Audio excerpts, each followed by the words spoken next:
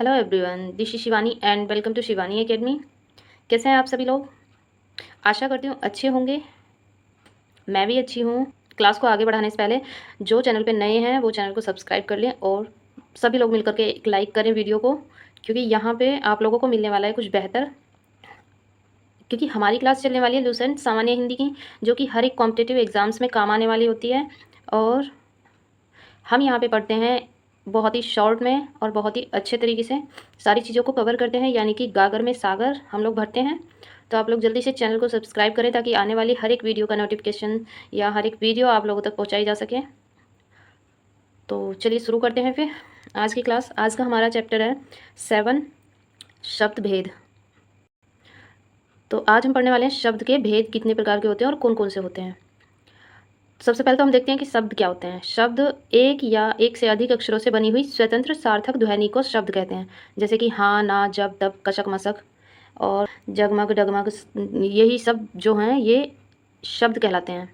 अब इन शब्दों का, हिंदी के शब्दों का वर्गीकरण जो है वो कितने तरह से किया गया है और किस किस आधार पर किया गया है हम देखेंगे।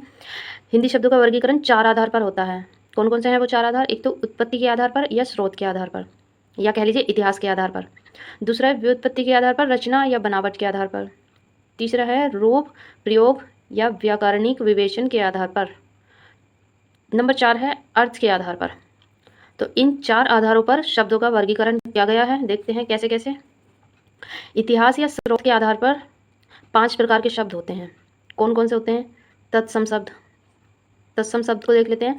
तत् प्लस सम 2 शब्दों से मिलकर बना है। तत्सम शब्द का अर्थ होता है उसके समान। किसके समान? मतलब संस्कृत के समान। अर्थात संस्कृत के ऐसे शब्द जिन्हें हम ज्यों का त्यों प्रयोग में लाते हैं तत्सम कहलाते हैं, जैसे अग्नि, वायु, माता, पिता, प्रकाश, पत्र, सूर्य आदि। मतलब जो संस्कृत के शब्द हैं और हम उनको ऐसे के ऐसा ही यूज़ करते हैं, उसमें कोई चेंज नहीं करते हैं, वो कहलाते हैं तत्सम। नेक्स्ट है तद्भव। तद्भव क्या होता है? तत् प्लस भव शब्द का अर्थ होता है उससे होना। मतलब संस्कृत शब्दों से विकृत होकर या परिवर्तित होकर शब्द जो बनते हैं उन्हें तद्भव शब्द कहते हैं। अब ये शब्द कौन कौन से होते हैं या कैसे बनते हैं देखिए। जैसे उज्ज्वल है, ये संस्कृत शब्द है और आगे चलकर थोड़ा चेंज हुआ, प्राकृत में पहुंचा तो उज्ज्वल हो गया। लेकिन जो बोलचाल की हिंदी है हमारी, वहाँ तक पहुँचते पहुँचते ये उजला हो गया। मतलब संस्कृत से उजला बना। तो संस्कृत वाला जो है ये तत्सम है और ये जो अब बना है ये है उज्ज्वला, जो तद्भव शब्द है। ऐसे ही कर्पूर है, प्राकृत में कपूर बन गया और हिंदी में कपूर बन गया। संध्या, संझा और सांझ, हस्त, हथ्य और हाथ। इस तरह से ये परिवर्तित होते होते यहाँ तक पहुँचे जिसको तद्भव कहा गया। यानी कि जो हमारी वर्तमान हिंदी बोलचाल की भाषा है वो तद्भव है, उसमें हम तद्भव शब्दों का प्रयोग करते हैं। जैसे कि हिंदी में अनेक शब्द ऐसे हैं जो निकले तो संस्कृत से हैं, किंतु प्राकृत अपभ्रंश पुरानी हिंदी से गुजरने के कारण बहुत बदल गए हैं, वही तद्भव कहलाते हैं।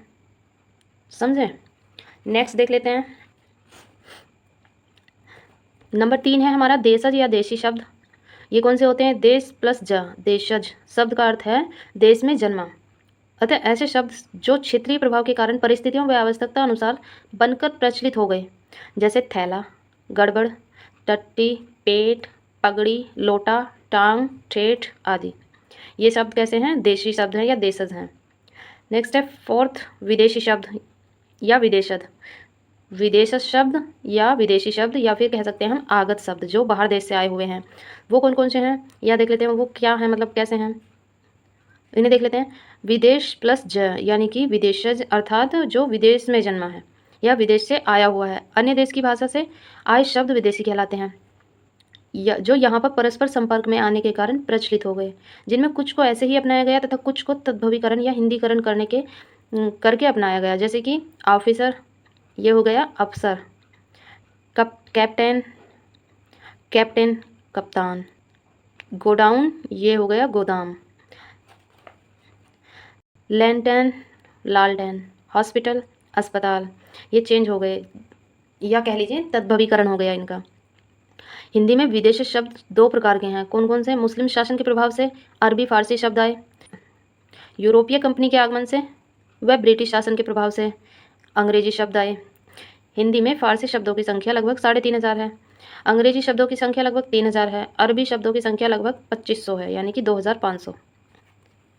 ये कुछ तालिका है जिसमें हमने कुछ विदेशी शब्द लिखे हुए हैं, या फिर कह लीजिए अरबी, फारसी, तुर्की, अंग्रेजी, पुर्तगाली भाषा के शब्द हैं, जो कि आप लोग एक नज़र में देख लीजिएगा। अब देख लेते हैं पांचवा प्रकार। पांचवा प्रकार है संकर शब्द। संकर शब्द कौन से होते हैं? दो भिन्न भाषाओं से आए शब्दों से मिलकर बने नए शब्द को संकर शब्द कहते हैं। जैसे कि छाया संस्कृत शब्द है, और दार जो है ये फारसी शब्द है, इसको मिलाकर के बना छायादार, ये संकर शब्द बना।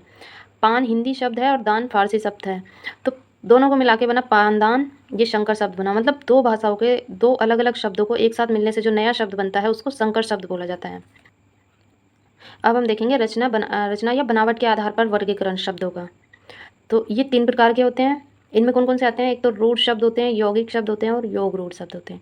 इनको हम डिटेल में देख लेते हैं। जिन शब्दों का खंडन न हो सके या जो अन्य शब्द के मेल से न बना हो, इन्हें मौलिक या अयौगिक शब्द भी कहते हैं। जैसे चावल, चा प्लस वल या चा प्लस ल, जो कि निरर्थक खंड होंगे। इसी प्रकार दिन, घर, मुंह, घोड़ा आदि भी रूढ़ शब्द हैं। मतलब जो शब्द टूट ना सके, जिस शब्द को सार्थक खंडित ना किया जा सके, वो शब्द रूढ़ शब्द कहलाते हैं। नेक्स्ट है यौगिक शब्द। क्या होते हैं? योग, ये अर्थात मेल से बना हुआ, इसके नाम से ही पता चल रहा है। तो यौगिक जो शब्द होगा वो 2 शब्दों के मेल से बनेगा, और 2 शब्द वो होंगे जो सार्थक होंगे। जैसे कि विज्ञान है, वी प्लस ज्ञान, वी का अर्थ होता है शुद्ध और ज्ञान का अर्थ होता है ज्ञान, तो आप समझते ही हैं। तो दोनों को मिला के बना विज्ञान, जो कि एक सार्थक शब्द ये भी है, ये भी है और ये भी है। सामाजिक, इस तरह से ही सामाजिक बन गया। विद्या प्लस आल्य, विद्यालय बन गया। ये सभी यौगिक शब्द हैं। और यौगिक शब्दों की रचना 3 प्रकार से होती है। उपसर्ग से होती है, प्रत्यय से होती है और समास से होती है। जैसे कि यहाँ पर ये उपसर्ग लगा हुआ है वी, यहाँ पे ये इक प्रत्यय लगा हुआ है, और यहाँ पर ये समास है। कौन सा वाला? आप लोग बताइए ज़रा याद करके। नेक्स्ट देख लेते हैं हम तब तक योग रूढ़ शब्द कौन से होते हैं। वे शब्द जो यौगिक तो हैं परंतु उनका अर्थ रूढ़ हो जाता है, मतलब विशेष हो जाता है। यौगिक होते हुए भी ये शब्द एक इकाई हो जाते हैं, यानी सामान्य अर्थ को प्रकट न करके किसी विशेष अर्थ को प्रकट करते हैं। जैसे पीताम्बर, जलज, दशानन, नीलकंठ, दशरथ, हनुमान आदि। मतलब इसको हम शॉर्ट में समझ सकते हैं कि जितने भी बहुव्रीहि समास होते हैं जिसमें, वो सभी योग रूढ़ शब्द होते हैं। अर्थात सामान्य अर्थ में पीताम्बर का सामान्य अर्थ पीला वस्त्र होता है, किंतु यह कृष्ण के लिए प्रयुक्त होता है। इसी तरह जलज अर्थात जल में जन्मा, लेकिन ये कमल के लिए प्रयुक्त होता है। तो ये थे रचना या बनावट के आधार पर 3 प्रकार के शब्द। आगे हम देखेंगे तीसरा जो आधार है शब्दों को वर्गीकृत करने का, वो है रूप या प्रयोग के आधार पर। ये कौन से शब्द होते हैं? 2 प्रकार के होते हैं ये शब्द। कौन से? विकारी शब्द और अविकारी शब्द। विकारी शब्द कौन से होते हैं? जिनमें लिंग वचन कारक के आधार पर मूल शब्द का रूपांतरण हो। जैसे कि लड़का पढ़ रहा है, लिंग परिवर्तन अगर हम करेंगे तो लड़की पढ़ रही है। संज्ञा, सर्वनाम, विशेषण एवं क्रिया शब्द विकारी शब्द होते हैं सभी। अब देखते हैं अविकारी शब्द क्या होते हैं। जिन शब्दों का प्रयोग मूल रूप में होता है और लिंग वचन कारक के आधार पर उनको कोई परिवर्तन नहीं किया जा सकता, या उनमें कोई परिवर्तन नहीं होता है। जैसे कि आज, मैं और, आह आदि। सभी प्रकार के अव्यय शब्द भी विकारी शब्द होते हैं। जो अव्यय होते हैं वो सभी अविकारी शब्द होते हैं, और जो संज्ञा, सर्वनाम, विशेषण या क्रिया होते हैं वो सभी विकारी शब्द होते हैं। अब नेक्स्ट देख लेते हैं लास्ट, अर्थ के आधार पर 4 प्रकार के होते हैं। अनेकार्थी शब्द, एकार्थी शब्द, समानार्थी शब्द और विपरीतार्थी शब्द। एकार्थी शब्द कौन से होते हैं? जैसे कि गंगा, पटना, जर्मन, राधा। दूसरा अर्थ नहीं होता है इसका, न गंगा का कोई दूसरा नाम या अर्थ है, न पटना का, न जर्मन का, न राधा का। अनेकार्थी शब्द कौन से होते हैं? जो एक से ज़्यादा अर्थ रखते हैं, मतलब जिनका मतलब एक से ज़्यादा होता है। जैसे कि कनक, कनक सिर्फ कनक ना होकर के एक सोना भी है और एक धतूरा भी है। कर, कर हाथ को भी बोलते हैं और टैक्स को भी बोलते हैं। ये होते हैं अनेकार्थी शब्द। समानार्थी शब्द जैसे कि सूर्य, इसमें सारे पर्यायवाची शब्द आ जाते हैं। जैसे कि सूर्य का समानार्थी शब्द क्या होता है? रवि भी बोल देते हैं उसको, भानु भी, भास्कर भी। ऐसे ही फूल को पुष्प भी बोल देते हैं, सुमन भी और प्रसून भी।